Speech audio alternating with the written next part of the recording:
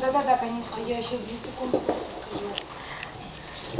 Дело в том, что я идею микрорайона хорошо, наверное, надо все-таки начинать со своего двора. Пока мы будем равнодушны к тому, что происходит в наших дворах, вот это самое начало. Чтобы у нас во дворах появилась вот эта ячейка хозяина. То есть мы с вами хозяева своей территории. Чтобы у нас никто не смог нашу территорию, условно говоря, зеленую, либо то, хозяйственную территорию посекать. Потому что на самом деле, как работает у нас власть, территория не используется, захламлена, значит, ее можно занять чем угодно, но только не для жителей. Мы с вами хозяева своей территории. И все начинает с себя. Если вот я вчера на эту тему разговаривала с Еленой Станиславовной Чугуевской, и она сказала, пока двор будет спать, город будет деградировать.